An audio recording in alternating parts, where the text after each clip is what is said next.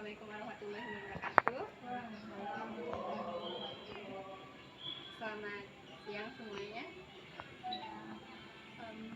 Untuk memulai pembicaraan kita pada siang hari ini, saya akan mengajukan pertanyaan yang sangat simpel dan sederhana. Pertanyaan dari saya yaitu, siapa sih di sini yang tidak menggunakan plastik dalam kehidupannya?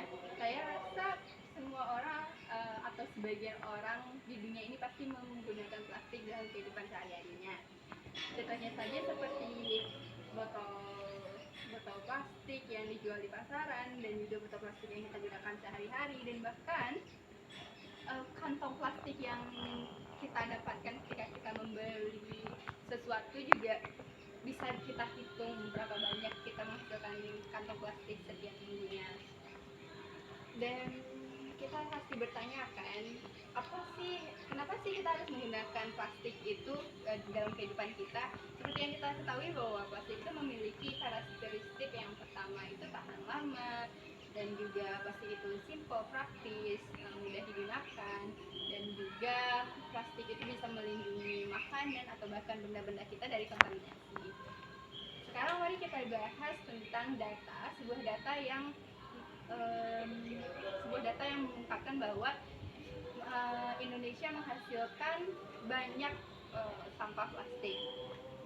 Itu kita dapat data dari menurut Asosiasi Industri Plastik Indonesia, dan juga menurut Badan Pusat Statistik mengatakan bahwa Indonesia itu telah menghasilkan 64 juta ton sampah plastik per tahunnya, dan juga 3,2 juta tonnya itu dibuang ke lautan. Tidak bisa membayangkan betapa banyaknya sampah yang kita hasilkan per tahunnya, dan juga kita juga pasti tahu ya bahwa itu adalah angka yang sangat-sangat besar. Selanjutnya itu kita akan membahas tentang polusi plastik. Siapa di sini yang pernah mendengar tentang polusi plastik? Saya rasa sih teman-teman semua pernah mendengar tentang polusi plastik tersebut. Polusi plastik itu tentunya sangat-sangat berdampak negatif bagi kita, bukan hanya kita manusia tetapi juga bagi hewan. Itu dapat merusak lingkungan, dapat merusak ekosistem. Sekarang polusi plastik itu tidak hanya terjadi di daratan tapi juga di lautan. Contohnya saja seperti di lautan itu kita banyak membaca berita-berita, membaca artikel tentang hewan-hewan laut yang terjebak dalam plastik dan tempat tinggalnya yang dipenuhi oleh plastik, serta berbagai ikan kecil, dari mulai ikan kecil sampai dengan ikan besar seperti paus sekalipun akan mati jika tertelan atau termakan sampah plastik tersebut. Untuk contoh di daratan itu kita bisa mengambil contoh seperti sampah plastik yang tertimbun terus-menerus atau yang menumpuk itu akan mengeluarkan atau menghasilkan zat-zat yang berbahaya. Zat-zat tersebut nantinya akan bercampur atau menyatu dengan tanah, dan tanah itu nantinya akan kita gunakan untuk bercocok tanam. Contohnya saja kita gunakan untuk bercocok tanam sayuran, dan sayuran itu yang akan kita makan nantinya. Kita tidak bisa membayangkan zat bahaya apa yang masuk ke dalam tubuh kita.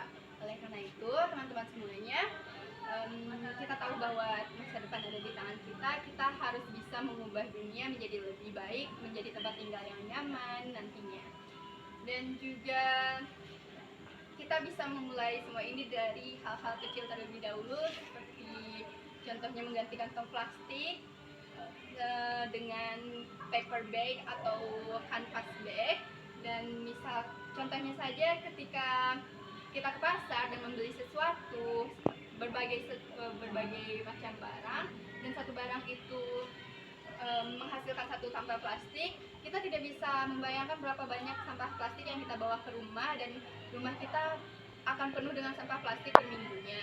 Oleh karena itu, cara ini sangat efektif untuk meminimalisir penggunaan kantong plastik. Selanjutnya itu ada mengganti botol plastik dengan membawa tumbler setiap hari.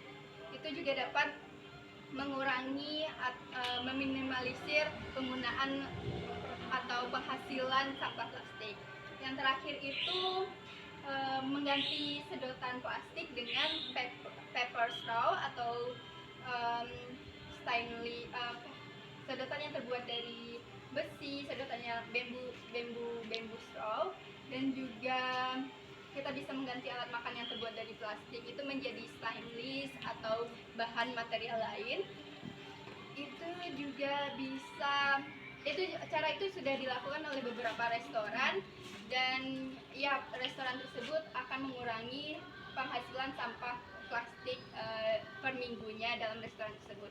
Hanya itu yang dapat saya sampaikan. Mudah-mudahan dengan apa yang saya sampaikan tadi menjadikan motivasi bagi kita semua untuk menjaga kelestarian bumi ini agar kita nyaman tinggal di planet kita ini. Saya Pauline Feriah Nurdin. Assalamualaikum warahmatullahi wabarakatuh. Waalaikumsalam.